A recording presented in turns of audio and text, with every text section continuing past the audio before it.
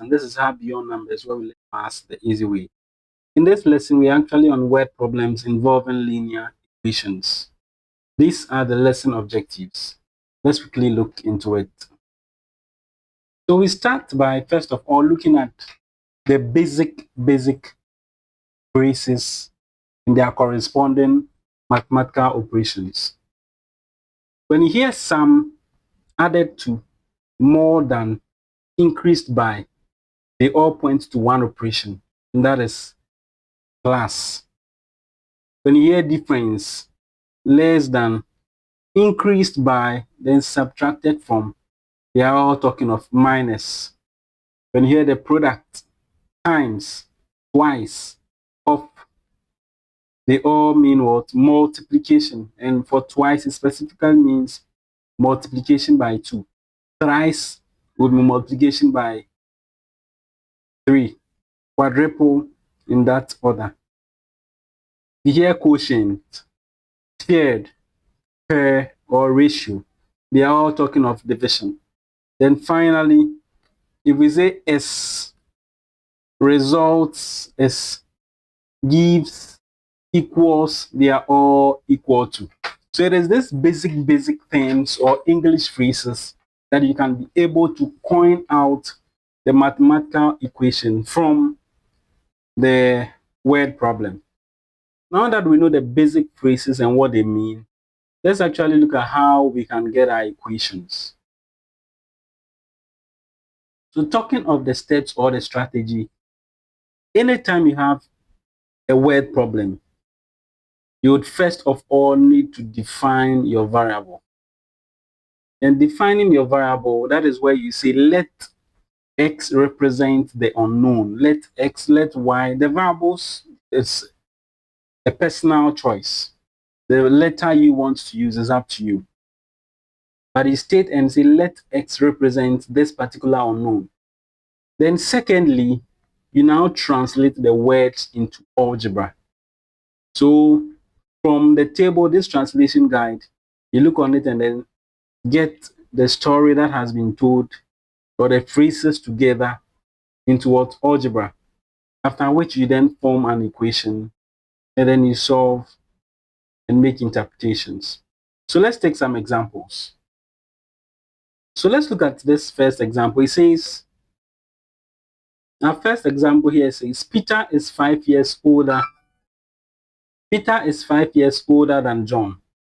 The sum of their ages is 31. How old is John? So you realize that there is an unknown. We want the age of John. Now, even though we've been given two ages or two individuals, one depends on the other. So that simply means if we have John over here, and then we have our Peter, it says Peter is 5 years older than John. That means we need the age of John before we can determine the age of Peter. So we can start by saying, let the age of John be a variable. So I'm going to say, let the age of John be J. If the age of John is J, then it simply implies that Peter's age,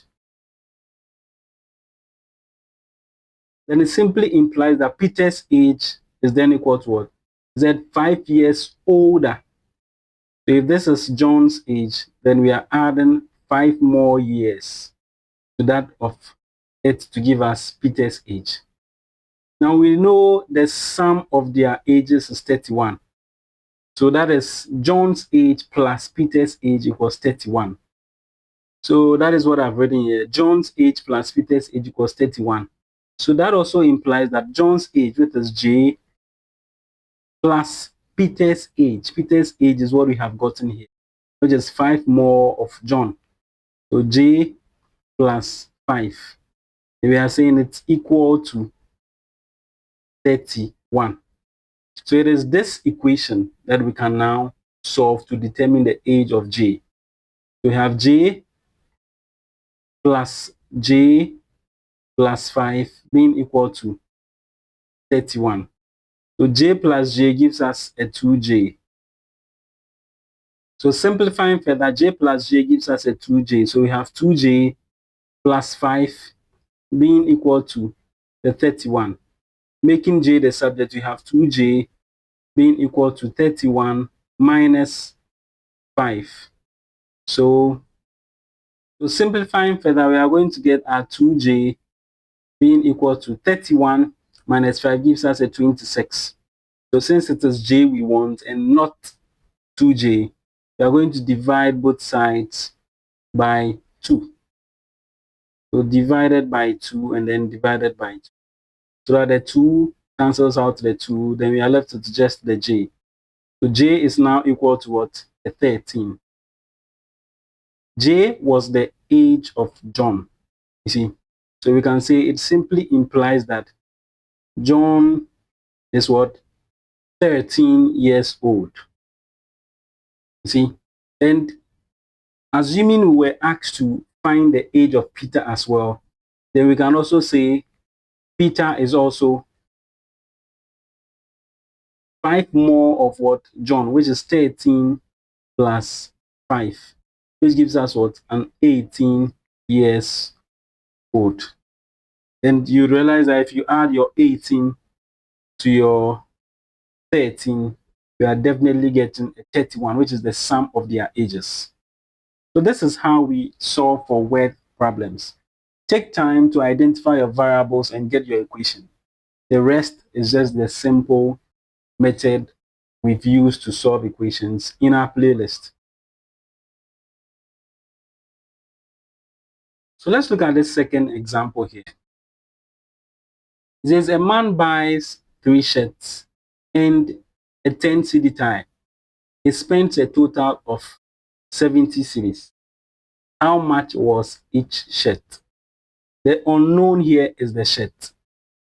So let's write the parameters down, what we do know. So with what we know, we say the cost of tie is what? 10 cedis. Then the total amount spent is 70 cedis. What don't we know? So we say that a man buys 3 shirts. So let S, you see, so we are going to let S be what? The cost of shirt. Now, if S is the cost of shirt, then it simply implies that he bought a total of 3 times the cost of shirt. You see, so we now need our equation. He spent a total of 70. So 3 times the cost of the shirt plus a tie, which is just a 10 cedi, should be equal to what? 70. This becomes our equation. Very simple. Then we can now simplify to solve. So 3 times x, I'll just write that as 3s, then plus 10 being equal to 70. Making s the subject, we have our 3s, which is equal to a 70 minus 10. We have 3s then being equal to 70 minus 10 gives us a 60. To solve for s, we'll need to divide both sides by 3. So that this 3 cancels out to this 3, and we have our s being equal to 60 over 3, that is a 20. So 20 cedis. So we can then conclude, the question says, how much was each shirt? So we can conclude and say, therefore, each shirt was a 20 cedis. Very simple and straightforward. Now, there are so many applications of word problems involving algebra. There are some that you would have to know some formulas even before solving. An example is even velocity. You know, velocity is simply distance over time. Same applies to speed, that of acceleration, force, simple interest, and all that. It is always helpful if you know some of these formulas. Let's take our last question, and it has to do with distance and then time. So our last example here says a car travels at a constant speed for 4 hours. If it traveled 20 kilometers per hour faster, it would have covered the same distance in 3 hours.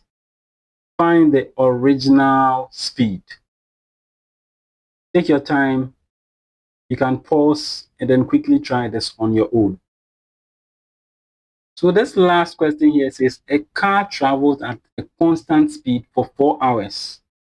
If it had traveled 20 kilometers per hour faster, it would have covered the same distance in 3 hours. Find the original speed. You should find the original speed. Now you realize that there are two scenarios here, but then we're actually going to use the same set of formulas. In kinematics, the velocity, or let's say the speed. So the velocity is equal to distance over time. This simply implies that the distance is equal to what? The velocity times time. Now for the two scenarios, we are going to let the original speed still be v. So let me write that down. And if the original speed is v, then it means for the scene 1, that is for the first scenario, the distance that would have been covered is the velocity, that is the original velocity, which is v, times the time it took. So the car traveled at a constant speed for 4 hours, so times 4. But for the second scenario, what is its distance going to be? So it says if it traveled for 20 kilometers faster. So it simply means we are taking the original velocity and we are adding 20 more to it because it is moving 20 faster, 20 more than the previous one. You see that? So that is going to be velocity. So this is the velocity of scene 2.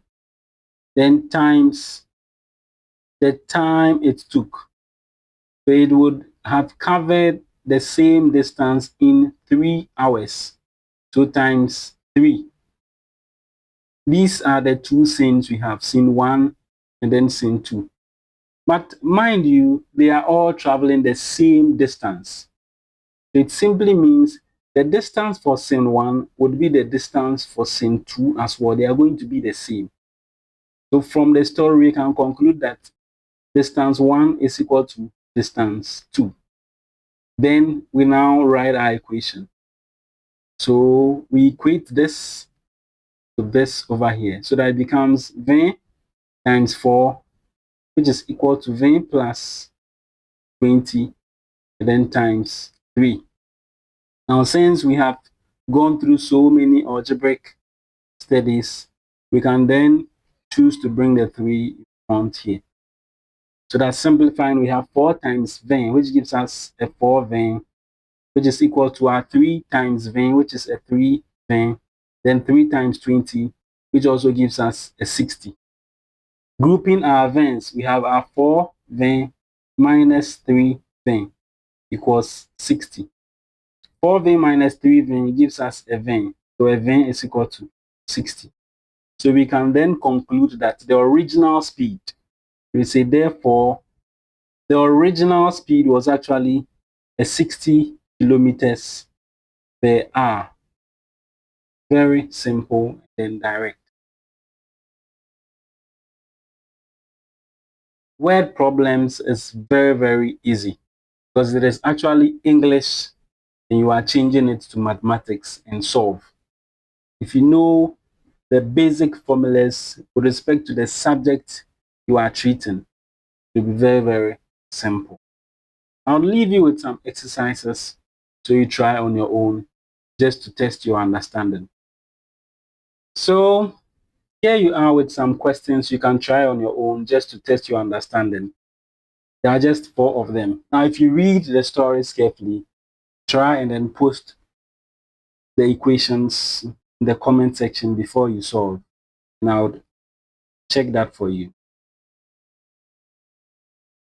Let's have Beyond Numbers where we learn maths the easy way. If this was your first time on this channel and you think it will be of help to you, you can choose to subscribe if you so do wish. so that anytime I release a video, you'll be notified as well. See you in our next lesson where we look at inequalities.